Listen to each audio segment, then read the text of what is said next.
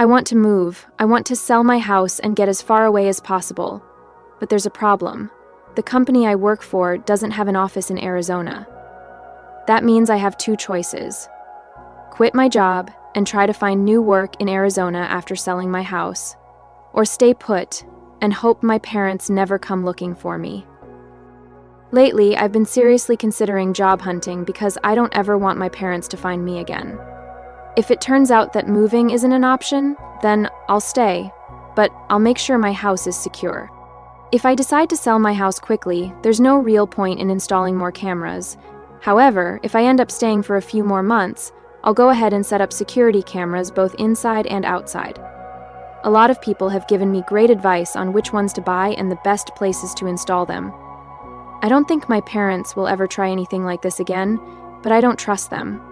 I never want them to show up at my door, no matter the reason. I don't care if they grow old and need help. I won't be there for them. They have burned every last bridge and they will never get anything from me again. As far as I'm concerned, they're dead to me. My dad's side of the family feels the same way. If I ever become a parent, or even a step-parent one day, I will do everything in my power to be nothing like my parents. No child deserves the kind of neglect, manipulation, and cruelty they put me through. From everything I've been through, I've learned some invaluable lessons. Lessons I hope others can take to heart. First and foremost, family is not defined by blood alone. Just because someone is biologically related to you does not mean they will love, support, or care for you. I spent years longing for acceptance from parents who never truly wanted me, only to realize that love should never be begged for. If someone refuses to respect or acknowledge you, you have every right to walk away. And sometimes walking away is the healthiest thing you can do. Another crucial lesson is that self-reliance is everything. The world is not always kind, and there will be times when you are truly on your own. No one prepared me for life. I was thrown into the deep end without a safety net, forced to navigate adulthood with no real guidance. But I adapted. I learned to stand on my own 2 feet. And if I can do it, so can anyone else who finds themselves abandoned by those who should have protected them. I also want to stress the importance of setting boundaries. People will take as much as you allow them to, and toxic individuals, whether they are family or not, will manipulate, guilt-trip, and control you if you let them. Stand firm. You owe nothing to those who mistreat you. Kindness should never be mistaken for weakness, and refusing to be a doormat does not make you a bad person. Lastly, if you've been hurt, betrayed, or discarded, know this: your past does not define you. You are not obligated to repeat the mistakes of those who came before you. I refuse to be like my parents. If I ever have children, they will never experience the neglect, cruelty, and selfishness that I endured. For anyone who has ever felt abandoned, unloved, or discarded, hear me now. You are worthy of love. You are capable of building a future that is entirely your own. Do not let those who failed you dictate your happiness. Take control, walk away from toxicity, and create the life you deserve. And most importantly, never let anyone convince you that you owe them for simply existing. You don't. Your worth is not determined by those who fail to see it. Update. It has now been 5 days since my parents finally left, and curiosity got the best of me. I decided to dig deeper into how they managed to start their new business so quickly. I spent 2 days speaking with various family members to piece together the story. To my shock, they managed to open a brand new business in less than 2 years after going bankrupt. A rare feat, to say the least. For those speculating that it might be an MLM scheme, the answer is no. Even my parents have too much pride to stoop that low. They've always looked down on MLMs and would never consider joining one. That being said, their new business is significantly smaller than their previous one. I'd estimate about half the size. Before, they had at least 2 employees working for them. Now, they're doing everything alone. One piece of advice I received was to monitor my credit report in case my parents attempted identity theft. Thankfully, I've been keeping a close eye on it, and there have been no signs of any suspicious activity. To be honest, I highly doubt they even remember my personal information, let alone my social security number. It's been over a decade since they last had access to anything related to my legal identity. They might not even remember how to spell my first name correctly. Regardless, I took the necessary precautions to protect my credit score, and so far, everything looks clean. At the very least, they haven't tried to steal money from me, my paternal grandparents, or anyone else close to me. Speaking of my dad's side of the family, my grandparents, who genuinely care about me, are also in the dark about where my parents got the money to open a new business. They've tried calling them multiple times, especially after making it clear that my father would not be receiving an inheritance. But my parents refused to answer. The last time they called, it was just to brag about their newfound success, and after that, they completely cut off contact. As for my mother's side of the family, I still had an old list of relatives' phone numbers that my parents had given me years ago. That list also included my maternal grandmother's landline. Out of curiosity, I tried reaching out to her again, hoping for some insight. But just like before, she didn't care. My mother's parents have always been distant and nothing has changed. Even though I've never truly known my parents, I guess they really were meant to be together. Someone else already said it. My dad must have found his perfect match in my mom.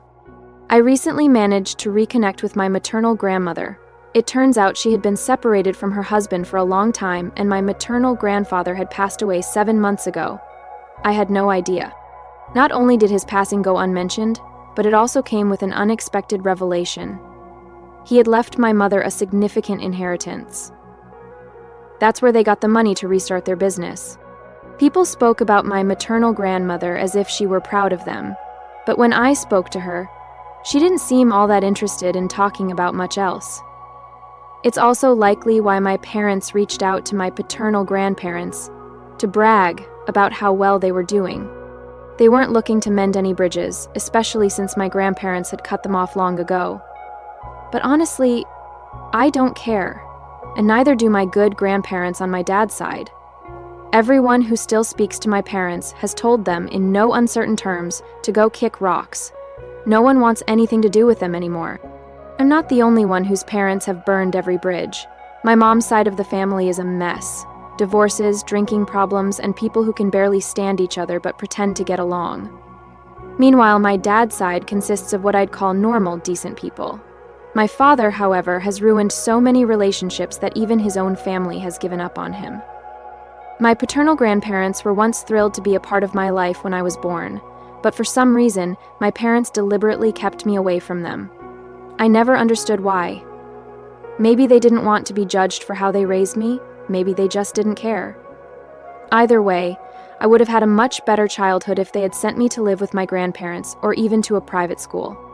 But narcissists aren't happy unless they have someone to control or put down. I can only imagine the things they've said about me behind my back over the years. Legally speaking, my parents didn't do anything wrong when they used the inheritance money to start a new business. There's no law against using money from an inheritance however you see fit. My mother was an only child, so when my maternal grandfather passed away, she inherited everything: his house, his land, and whatever wealth he left behind. That's where my parents are living now. My maternal grandmother even sent me a picture of the house. It's nothing spectacular. Not bad, but not great either. About the same as mine, honestly. At least now my parents have a place to live rent-free, meaning they probably won't come looking to mooch off me again. Edit. I want to express my gratitude to everyone who has shared their advice. Many people have pointed out that selling my house might be the best move, and I'm seriously considering it.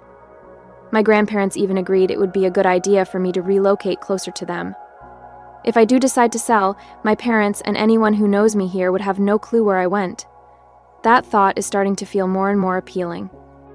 I plan to check with my boss to see if there's an opportunity to transfer somewhere down south. Honestly, I wouldn't mind warmer weather. Ever since I was forced to sleep in a tent during the winter, I've despised the cold. I also don't have many close friends where I live now, so starting fresh wouldn't be that difficult. As much as I care about my house, it's not like I grew up here. It holds no sentimental value. That's why I'm seriously thinking about making the move. One thing I do know for sure is that I need more security cameras, and I plan to invest in them immediately. For those wondering how my parents managed to break in and get away with it for so long, the answer is both infuriating and ridiculously simple. They got in through a single, unlocked window. They removed the screen, climbed inside, and then took copies of my spare house keys, which I had carelessly left hanging on a hook near the kitchen. When the police arrived, my parents confidently lied, claiming they were legally staying there under a verbal rental agreement. To make their story seem even more convincing, they had already changed their address with the DMV online before I even got home. When questioned, they simply printed out the confirmation form and showed it to the officers as proof that they lived there. And just like that, they were able to stay. But not anymore. My parents informed me that their new IDs listing my address would be arriving in the mail soon.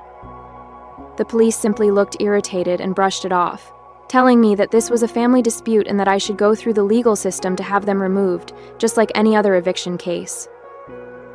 I wish I had written down the officers' badge numbers, just to document their negligence. Yes, my parents even had their mail forwarded to my house. That was another tactic they used to falsely claim residency. Legally speaking, if they had stayed in my house for over 30 days, with my permission, they would have automatically gained tenants' rights.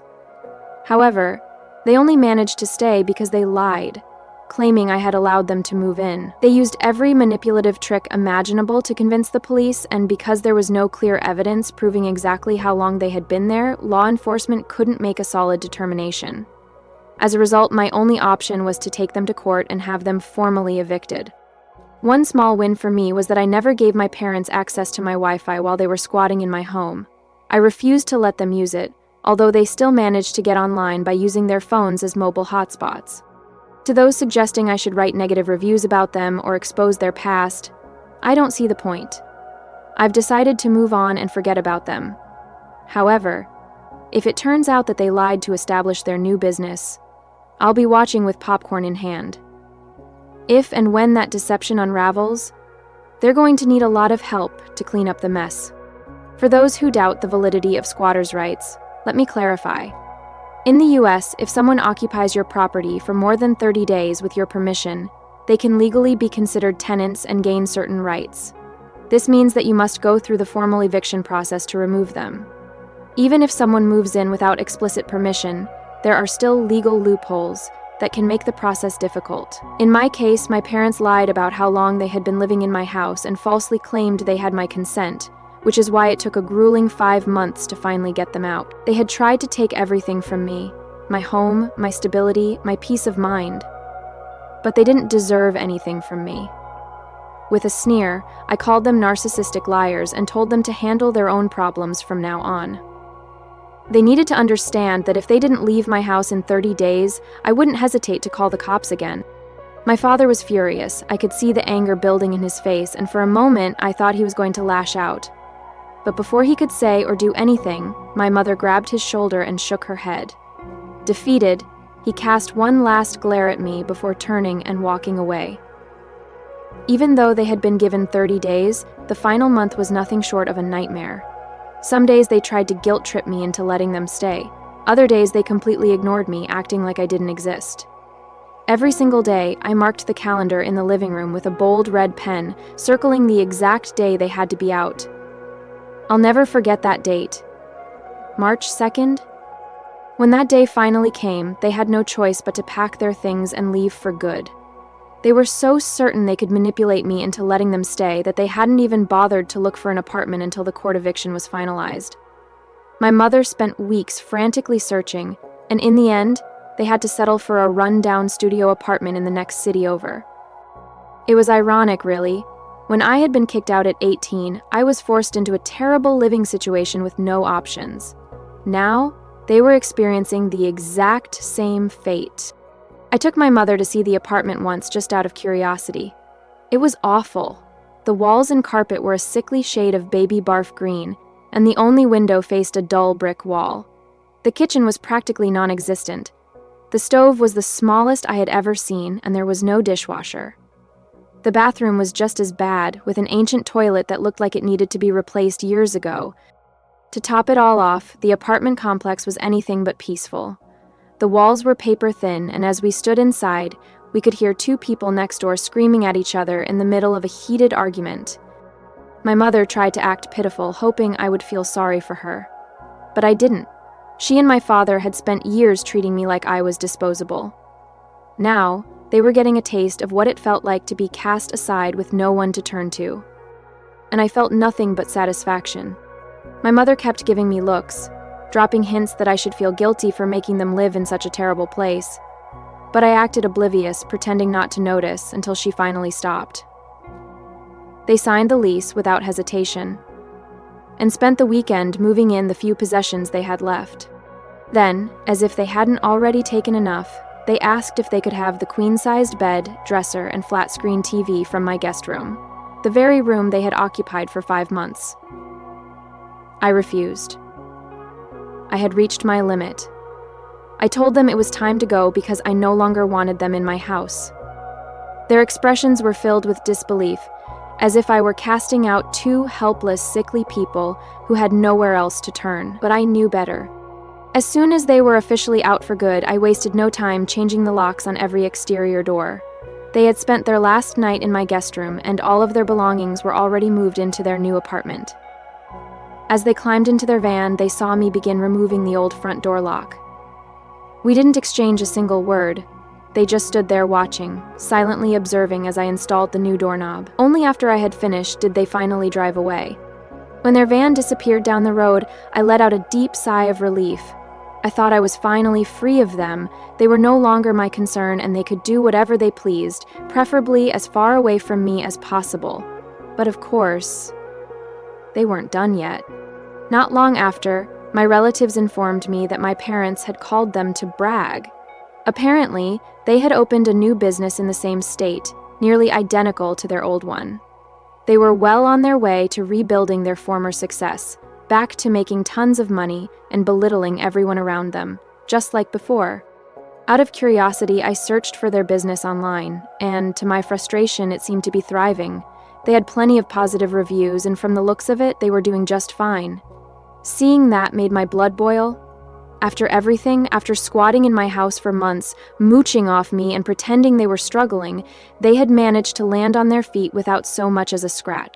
It feels like justice is taking way too long to catch up to them. It was infuriating.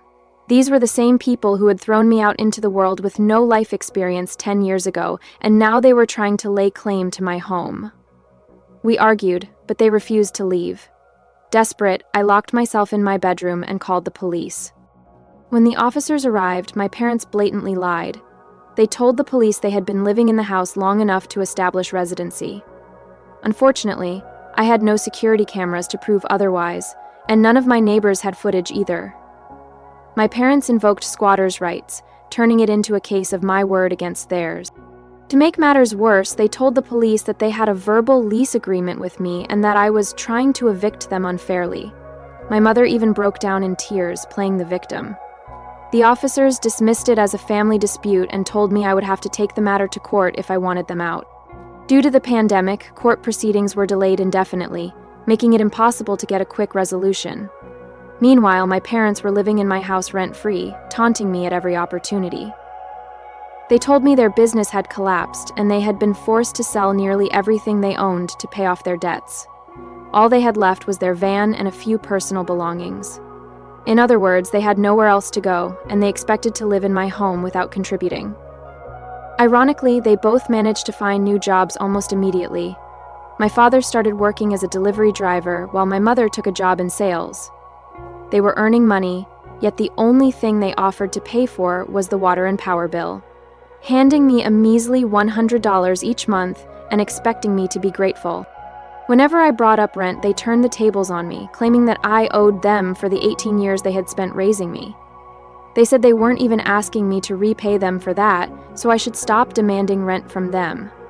Eventually, they refused to contribute to the bills altogether, leaving me to shoulder everything on my own. Frustrated and overwhelmed, I called my grandparents and told them everything. They were furious. They confronted my parents, but my parents stubbornly insisted that they had every right to stay in my house regardless of what I wanted. It was clear they had no intention of leaving, and I was stuck in a nightmare that I never saw coming. My parents refused to move out no matter what I said. My grandfather, feeling guilty about the situation, apologized and told me that if they hadn't sold me the house, none of this would have happened. I reassured him that it wasn't his fault and that he shouldn't stress over it. I had already taken the necessary legal steps and filed for an eviction through the court system. My parents were well aware that their time was running out. I made sure they could hear me say it loud and clear. Their reaction? Silence. My father was away most of the time, working a grueling 6-day-a-week delivery truck job that he didn't even like. Meanwhile, my mother, with her newfound free time, tried to assert control over my house. She lectured me about how I should be treating my parents with more respect, saying they deserved better than the way I was treating them. She even attempted to rearrange my living room without my permission and insisted that I give up the master bedroom for her and my father. They wanted me to feel like I owed them something, but I stood my ground. I told them point blank that they didn't deserve better, they had abandoned me, and I had never asked to be born. Parents have a duty to raise their children. It's not something I needed to be eternally grateful for. It was obvious their power moves were just another way of trying to assert dominance over me so that I wouldn't have the courage to kick them out, but I wasn't falling for it. 4 months ago, in early 2021, I took my parents to court for the last time. They were officially squatters in my home, refusing to leave despite having no legal right to be there. The only reason we had to go through the legal process was because they fought the removal every step of the way, attempting to manipulate me into changing my mind. They tried to convince me that they were still the rightful inhabitants because the house used to belong to my grandparents. They even pointed out that they had been giving me $100 a month, as if that somehow constituted a legitimate rental agreement. But they knew better than to create a fake lease. That would have been outright fraud. The judge saw right through their deception and ruled in my favor. My parents were given 30 days to vacate the premises, no exceptions. When the trial was over and they saw me outside the courtroom, they acted devastated, claiming I had heartlessly kicked out my own flesh and blood. Their melodramatic display only made me laugh. They had never cared about my well-being, and now that they were facing the consequences of their actions, they wanted to play the victims. I made it clear to them that I didn't love them because they had never shown love to me. When my parents got married, they had no intention of having children. In fact, relatives have told me that my existence was purely by chance. I was an unexpected pregnancy. At first, my life seemed good, but as I grew older, I began to notice that my parents' affection for me waned. It felt like they had only enjoyed my presence when I was small, cute, and charming. Once that phase passed, they no longer seemed as interested in spending time with me. Both of my parents were deeply invested in their business, which they had started together. Their entire world revolved around it, and I always came second. They were constantly working, and while they provided for my basic needs, I was never truly a priority. The rest of my family, my grandparents and other relatives, lived in different states, so I had little to no connection with them during my childhood. Without any extended family nearby, I spent most of my time alone. The television became my main source of companionship, and my teachers were the closest thing I had to role models. Before I turned 13, I rarely even spent my birthdays with my parents. Instead of celebrating with me, they would simply hand me money and tell me to buy whatever I wanted. The same thing happened on Christmas and even during back-to-school shopping. It became clear that gift-giving was merely a transactional obligation for them. By the time I was 10, I managed to convince them to buy a fake Christmas tree that I could assemble and disassemble every year. Without it, we wouldn't have had a tree at all, because my parents simply didn't care enough to put one up. If I had to describe them, they were the kind of people who always dressed in black, drank expensive wine, and constantly looked down on others with disapproving expressions. Even the last time I saw them, they were exactly the same. Except for my father, who had started wearing a toupee. When I turned 16, I asked if I could work part-time at their business. It seemed like a logical step. I was their child, after all, and I wanted to learn from them. But they flatly told me there were no job openings. In hindsight, it was obvious they simply didn't want me there. As soon as I turned 18, my parents made it clear that they considered me an adult and expected me to move out. I had been working a part-time job while finishing high school, but I didn't have nearly enough saved for college or to live on my own. That didn't matter to them. They handed me an official notice to vacate, giving me 30 days to pack up and leave. They didn't even offer to help me move. I had to rely on a friend's dad who owned a truck to transport my things. I ended up renting a terrible apartment and working retail jobs, struggling to survive.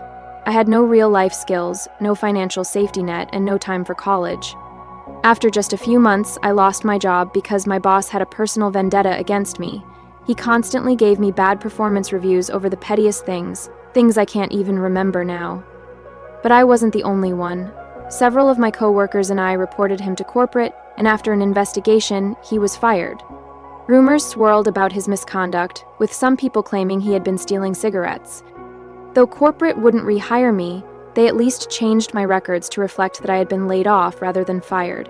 It was a small consolation, meant to protect my resume. But that didn't change the fact that I was now unemployed and completely broke. I had never been good at managing money, and without a steady income, my financial situation quickly spiraled out of control. Eventually, I lost my apartment. With nowhere else to go, I turned to my parents and begged for help. I wasn't asking for much, just a temporary place to stay so I could get back on my feet. But they refused. They wouldn't take me in, not even for a short time. I was left with no choice but to sleep in a tent in someone's backyard during the winter, enduring the freezing cold while desperately trying to find any job that would keep me afloat. All of my childhood friends had gone to college, some moving to different states to pursue their dreams. Meanwhile, I was stuck in survival mode, taking whatever work I could find just to make ends meet. One day, a neighbor of my parents found out I was homeless and took pity on me. She offered me a temporary place to stay so I wouldn't freeze to death. She also encouraged me to reach out to my extended family, something I had never even considered before. My parents had always avoided talking about our relatives, and when I asked them for contact information, they were reluctant to provide it.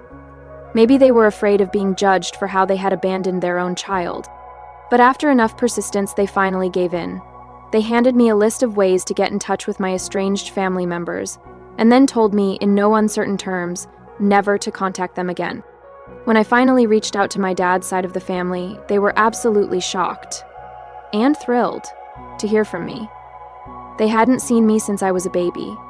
In fact, I was the only grandchild they had.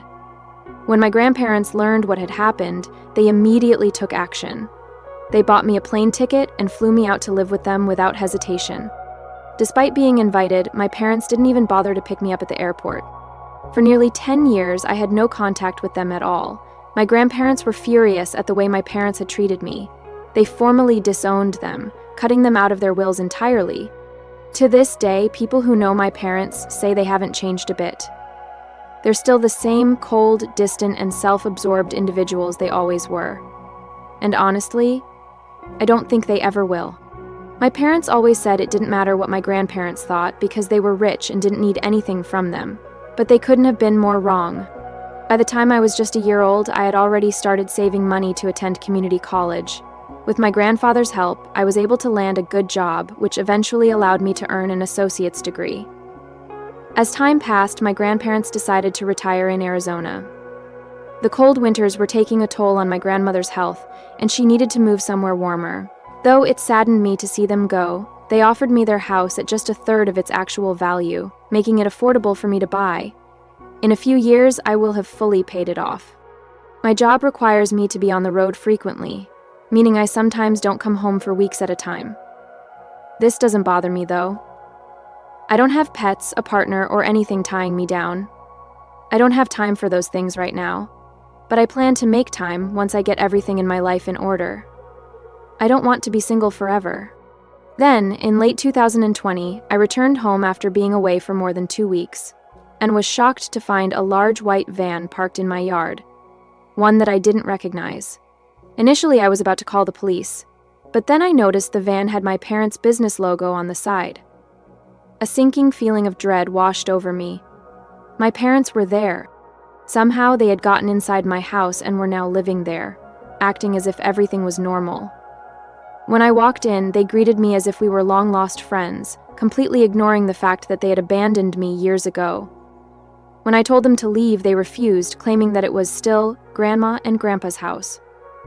I reminded them that our grandparents had sold it to me, and if they had paid any attention to my life, they would have known that.